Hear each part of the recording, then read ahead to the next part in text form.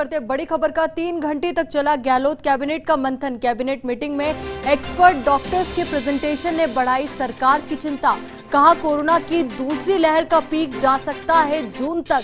Doctors ने किया पर्याप्त तैयारियों का आग्रह। वैक्सीन को ही बताया सबसे बड़ा और अहम उपाय। केंद्र के पक्षपात रवैये पर भी हुई मीटिंग में चर्चा। सरकार ने जताई केंद्र के रवैये पर हैरानी।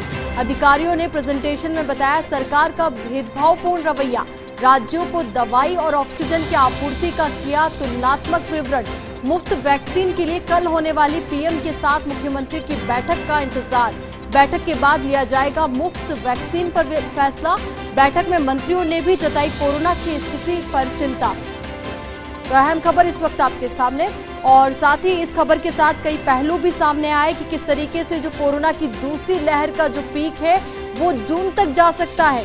तो ऐसे में सरकार की चिंता तो बड़ी ही है, पर यहाँ से आमजन की चिंता भी बढ़नी चाहिए, क्योंकि जिस तरीके से प्रदेश में जन अनुशासन पखवाड़ा चल रहा है, तो ऐसे में आमजन और भी ज्यादा सतर्क रहे, क्योंकि जन अनुशासन पखवाड़ा उन्हीं के लिए है। तो अहम खबर से इस वक्त आपको मुखातिब करा रहे। 3 घंटे तक चला गहलोत कैबिनेट का मंथन, और इसी खबर पर ज्यादा जानकारी के साथ हमारे एडिटोरियल एडवाइजर आशुतोष शर्मा हमारे साथ जुड़ चुके हैं। तो सर, आपसे जानना चाहेंगे, देखिए 3 घंटे तक ये मंथन चला और उसके बाद बात यही सामने आ रही है जिसका सभी को डर था कि आखिर ये जो सेकेंड वेव का जो पीक है ये कहां तक जाएगा। तो जून तक बात की जा रही है और अभी से ही किल्लत है। जी देखिए, कैबिनेट का एजेंडा जो आज का था वो मुख्य रूप से यही था कि किस तरह से लोगों को कोविड से बचाया जाए और किसी भी तरह की सप्लाई जो दवाइयों की है और जो वैक्सीनेशन है उसको किस तरह से मैनेज किया जाए।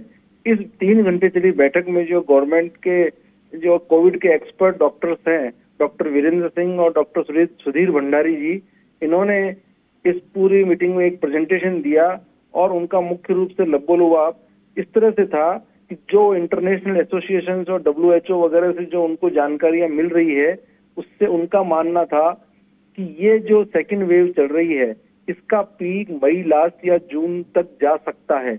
ऐसे में उनका सुझाव यही था कि हमें ज्यादा से ज्यादा तैयारियां करनी चाहिए, और उनका यह भी सुझाव था कि इसका अहम उपाय जो है वो केवल वैक्सीनेशन है, इसलिए ज्यादा से ज्यादा वैक्सीनेशन होना चाहिए।